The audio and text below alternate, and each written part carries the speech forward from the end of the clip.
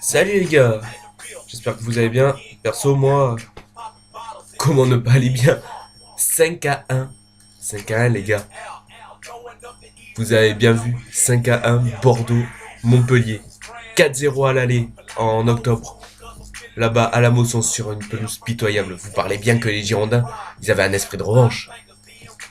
Mais bien sûr, ça commence d'entrée quand tu vois la composition que t'as déjà Dieu Carasso au goal, que t'as le trio offensif magique, tu fais c'est bon, Bordeaux, s'il gagne pas avec ça, franchement, faut se remettre en question, même avec le nouveau président Stéphane Martin.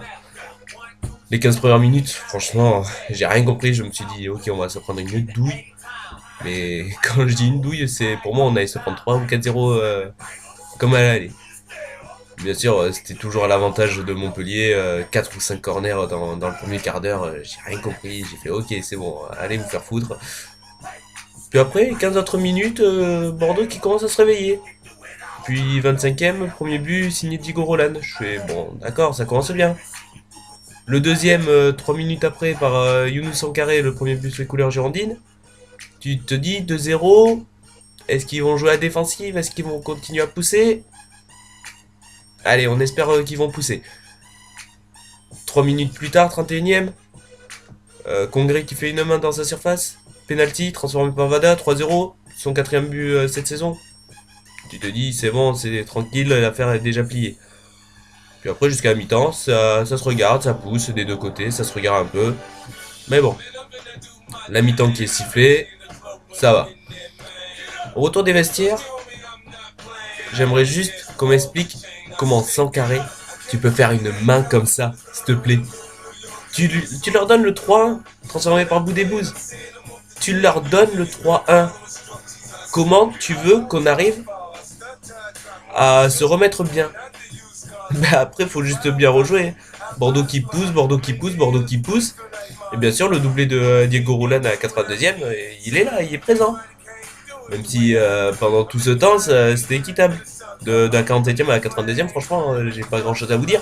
C'était vraiment du match équitable. Mais bon, tu regardes 4-1, tu te dis, ouais, ça passe tranquille. Tu dis, c'est bon, le match est plié. Oh, attends, hey, Malcolm, il avait pas encore marqué son but, vous croyez quoi? Ounas qui décale sur toute son aile gauche, qui centre une petite balle tranquille. Malcolm, vu qu'elle elle est fuyante. Pionnier qui peut pas la toucher. Malcolm, il a juste à pousser dans un but vide.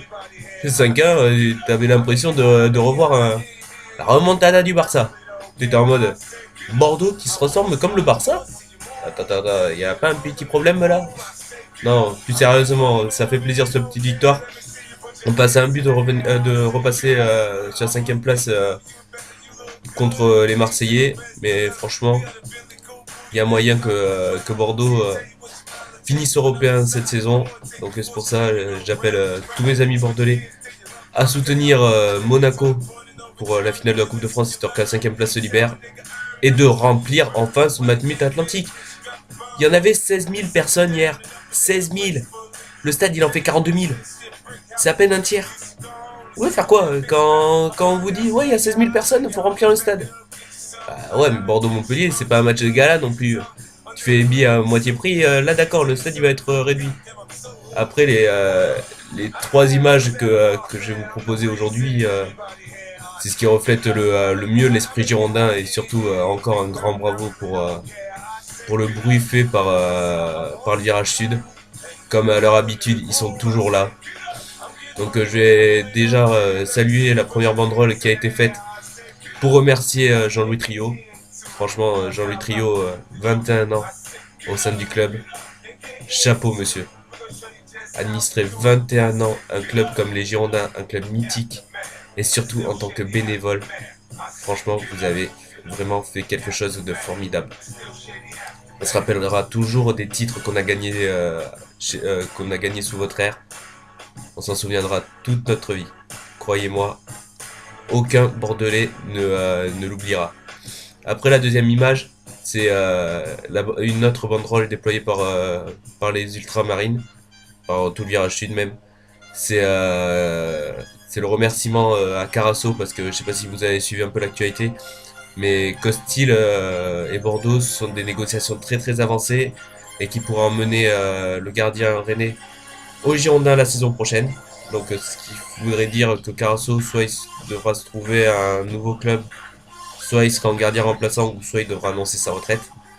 Chose qui nous fait un peu peur.